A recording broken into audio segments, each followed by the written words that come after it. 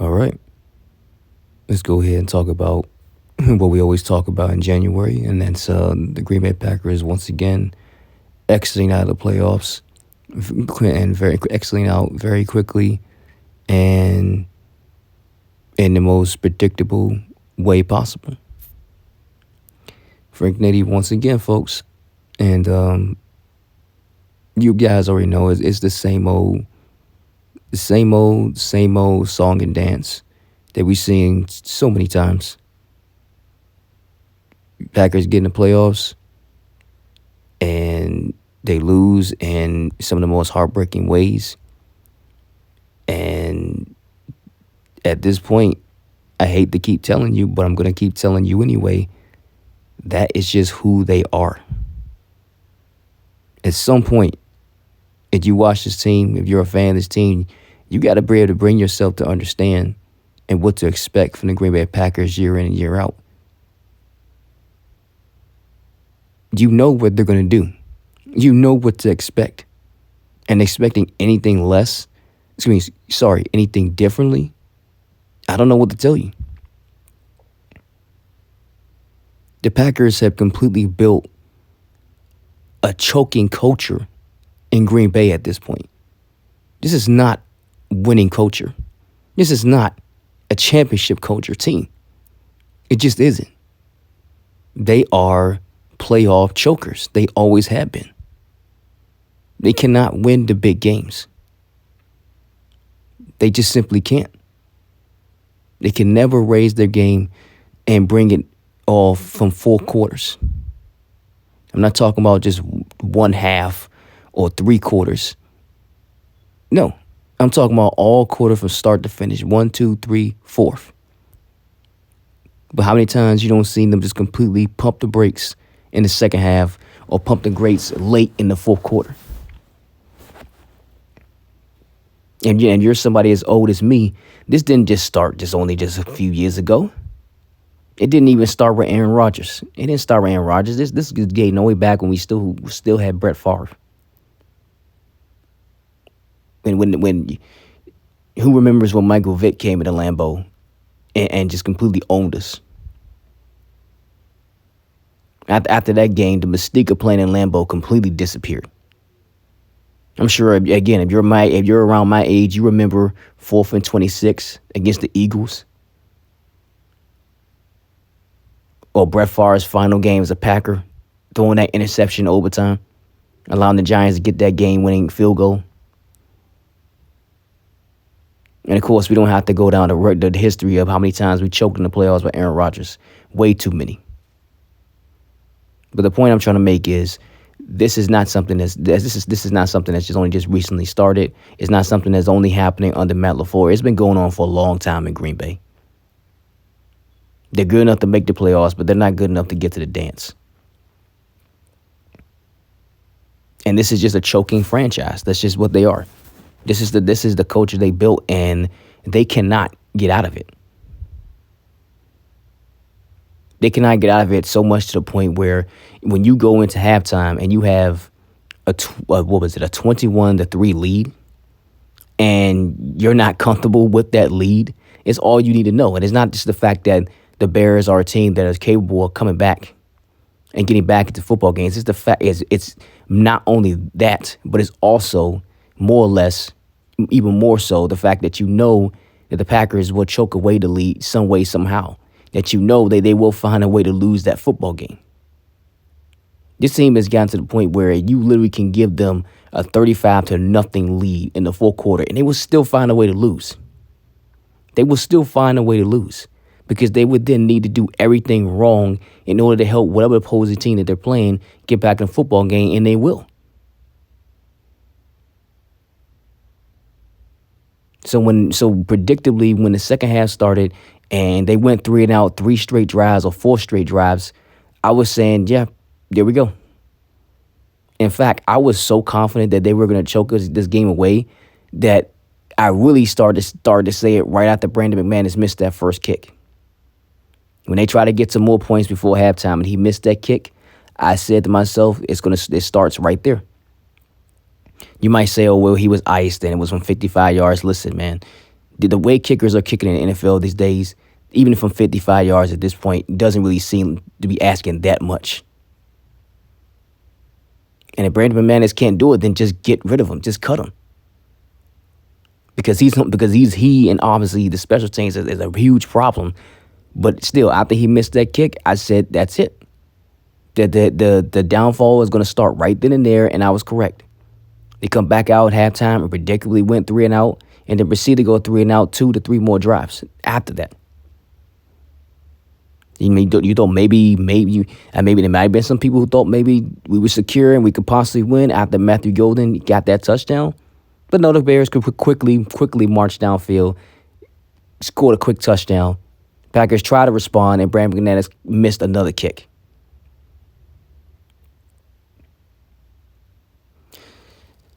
Ah, boy. And and you try to look for the reasons. You try to think about what exactly leads to all that stuff. What happened that second half? Why this team constantly does this stuff to us time and time again? But I don't know. They just do not know how to put teams away. They simply don't.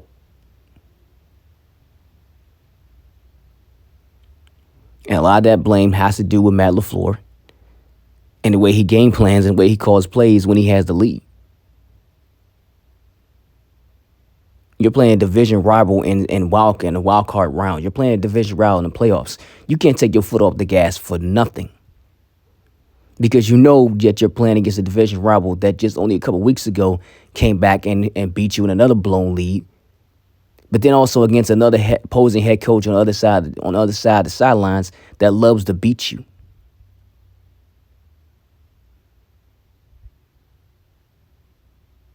But we've seen it time and time again with Matt LaFleur and his passive play calling, and it leads to a bunch of disaster. Now, at the end of the day, I don't want to just come on here and just blame everything on Matt. There's a lot of things that led to where the Packers are. For one, just being a 7th seed, a lot of it had to do with just injuries. Losing key players going down. They haven't won a single game after Michael Parsons got hurt. And I, like myself, and there was probably some others out there who figured that, yeah, once Michael went down, that was it. Once he went down, that was it. It was a wrap. That there was no way they were going to be able to come back. There was no way that they were going to get to the Super Bowl without Michael Parsons. Even if they found a way to beat the Bears, they would have most likely lost against the Seahawks. And I just think that at the end of the day, that those injuries were just too much to overcome. You lose Parsons, you lose Devontae Wyatt. The defense just looks completely different. But to be fair, even when those guys were on the field, there were still games where the defense was giving up a lot of points, and especially in the second half. So to me, at the end of the day, the defense just were just overhyped way too much. But I will defend them and say that if it wasn't for the offense coming out playing the way they did in the second half, they probably wouldn't have been in that position to begin with, because they did play some good football in the first half. They did. But you still want them to play some good football all game. But when the offense can't stay on the field and sustain any type of drives, then unfortunately they're placed in a bad position. And that starts with coaching. That starts with Matt LaFleur. And regardless of what type of talks that goes on about whether he goes or stays, it really doesn't matter. Nothing about this team is going to change. It doesn't matter if Matt LaFleur is brought back for maybe another season or two. It doesn't matter if they fire him and then try to find somebody else. It's going to be the same old thing with Green Bay, because, like I said in the beginning, they built a complete culture in that city to where you're just going to expect them to choke every single time in these big games. That's just who they are, and that's how they're going to always be.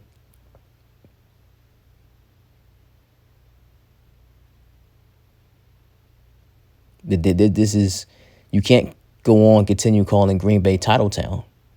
You now need to call it Choke Town. That's what they are, chokers.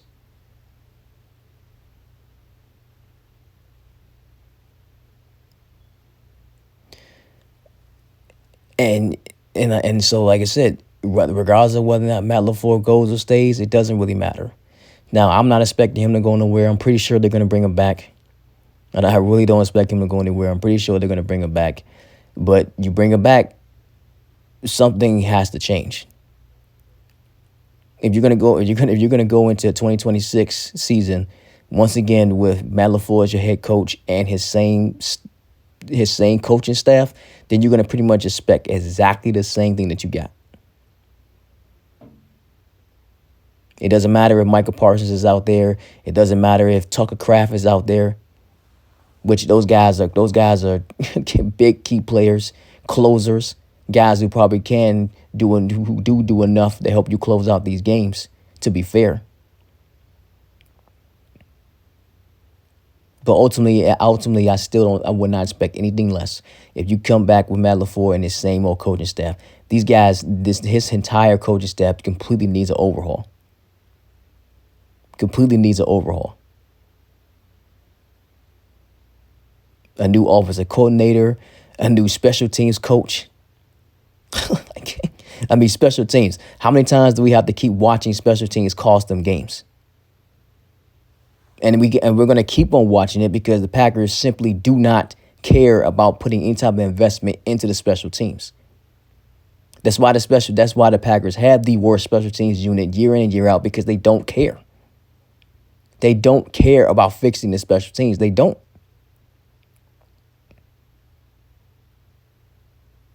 It's why they don't invest in getting somebody who can actually return kicks. It's why they had Romeo Doubs back there returning kicks majority of the season, where he would just fair catch it and really wouldn't run and go anywhere. You had Keyshawn Nixon refusing the kick returns, because he thinks that he's that good at corner, which he isn't.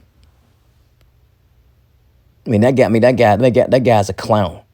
Instead of making plays, all he does is just go out there and get his number called when he's getting called for a penalty.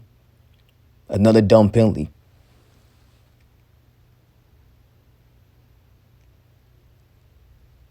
But that's the result that you get when you come into the 2025 season with a weak cornerback room. You decide to move on from Jaire, which I understood, because Jaire just couldn't stay healthy. I can understand moving on from him, but you move on with him and what else you had?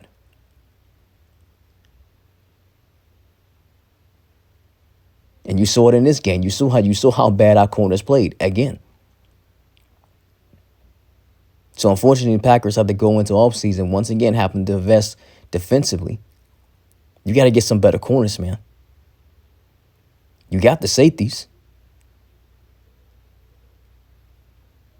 But then you don't know whether or not they sign Quay Walker. Your interior defensive line needs a work. We don't know when Devontae White might even be back on the field, so you're going to need some depth at defensive tackle. And trading around 2 first-round picks definitely didn't help, but that's just unfortunately the hole that they're in right now. The Packers need an overhaul completely in the cornerback room, the defensive line. They got to get that offensive line together.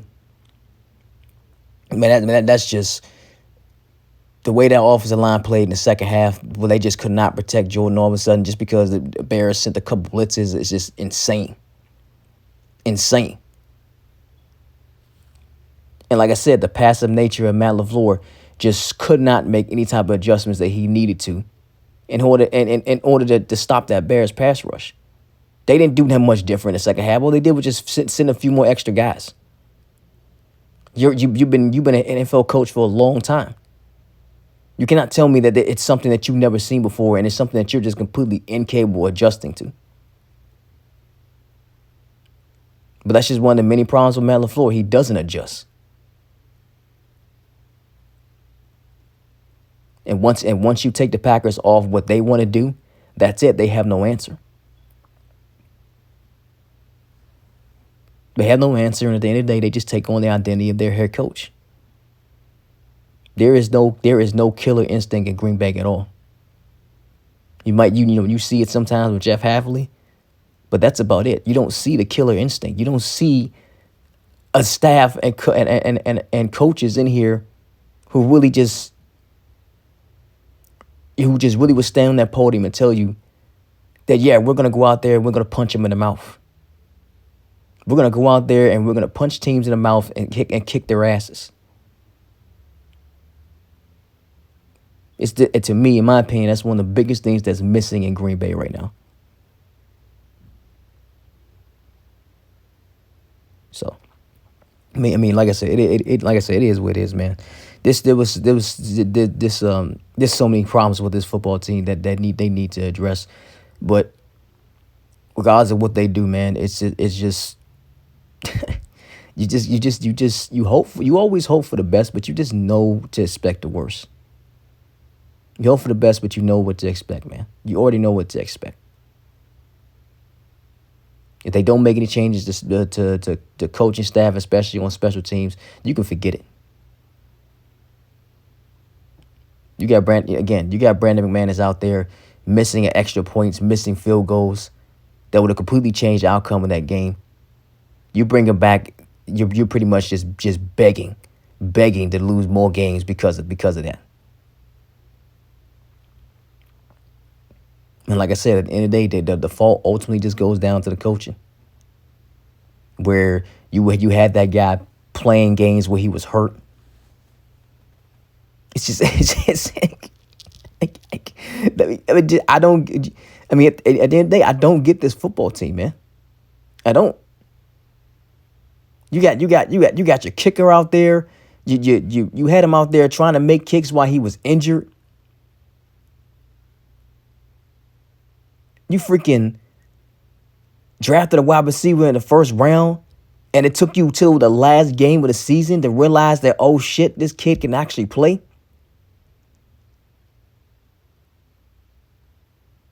If he's not a big part of this offense next season, this team has no urgency to win a championship. It will tell you everything you need to know about Green Bay, everything. If Golden is not utilizing the offense a hell of a lot more going into next year.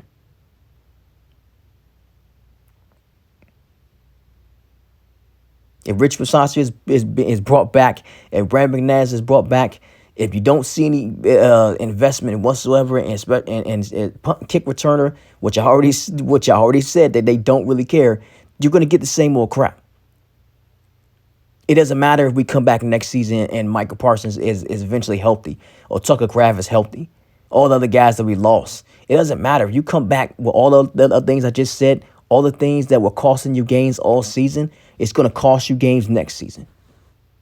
And I'm sorry to be raising my voice, but just the more I think about it, the more angry I get, because it is insane how much this team will watch exactly what is wrong throughout the season. Myself and many others who watch the team, you could pinpoint exactly what the weakness of our football team is. And when you get to the final game of the season and you see all those things rearing its ugly head, and it ultimately costs you a game once again. And you sit there and you wonder why this coaching staff, time out and time again, just refuses to address these problems.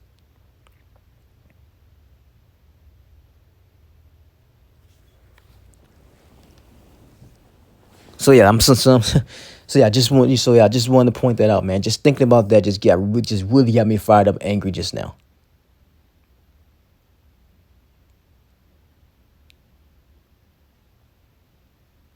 So, but yeah, as far as Joel Love is concerned, man, I think for the most part, Joel Love did play well in the first half. In the third quarter, he kind of, the blitz was definitely throwing him off his game. He's making some really bad decisions, the two intentional groundings, so he was definitely completely off his rhythm. But again, I blame that a lot on the coaching, once again, and play calling. Like Matt LaFleur just, I just don't know about this guy, man. I mean, at the end of the day, it's too much. I really cannot take any more losses like this under this guy. I can't. 2 years in a row as a 7 seed, and you couldn't win it, and you couldn't win a game. And this was probably the best, and this was the best chance and opportunity to do so. against a division rival that you know very well and that you know that you can beat and that you should have beaten. But you collapse. And you do what you always do and you collapse. Jordan Love goes out there and throws 4 touchdowns and it's not enough. That's a problem. Those over 300 yards and 4 touchdowns. That should be enough to win football games.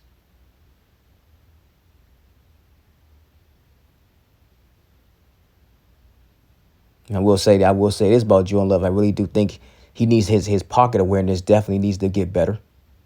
Because when teams are blitzing, he's just a sitting duck in the pocket, despite the fact that he's not. I mean, he may not be as athletic and mobile as Caleb Williams or Malik Willis, but Jordan Love, he's not a complete sitting duck. He can use his legs if he decides to, but he just chooses not to. And I think in a lot of situations, it's really starting to hurt him. But there are times where he can just take off and scramble, but he refuses to do so. I don't know why. I don't know why there's Matt LaFleur and the coaches just telling him just not to risk it, which I think that's part of the reason. Because they know that he's their franchise quarterback, so they don't want to risk him running out there and getting hurt. You know, maybe he has flashbacks to some of the hits that he did take when he did scramble. I mean, like that hit against the Giants where he should have just dived. I think a lot of that. I think all of that plays into why Jordan Love refuses to use his legs more. But the point is, he's got to get better with his pocket presence. If I can just criticize Jordan Love in any type of way, definitely his pocket presence and his awareness just really needs to get better. And as far as evading sacks and getting away from pressure, getting more outside the pocket, he's got to get better at that. So, man, that's all I got. That's all I got, man. Yeah, I know the video is long, but it's gonna be the last video about the Packers until next season. So you just got to get everything off your chest. You got to get everything off your chest, man. Going to next season, like I said. If you come back with this Matt LaFleur and his same exact coaching staff, and he just make no changes to it, just expect the same goddamn thing. Don't let this team hype you up anymore. Just don't. You need to a lot of Packers fans really need to just come to the grips and understand what type of organization that they are at this point. They're not a winning organization. They completely built a culture around choking in big moments. They can't win these big games, like I keep on saying. That is the culture of Green Bay at this point. There is no team in the NFL that blows games the way that Green Bay does. There isn't. It's again, you see the problems all throughout the season. You see it, and when you lose that playoff game, all those things that you were pointing out that were issues throughout the season, ultimately why you're sitting at home once again in January.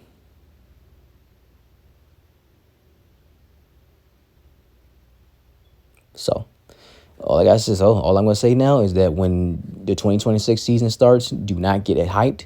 Do not get excited. You could be happy to see them play again, which I will be. I mean, at the end of the day, it's my favorite football team. You'll be happy to see them play again. But you better just close that chapter and window real fast on winning a championship if nothing changes after once again choking big time.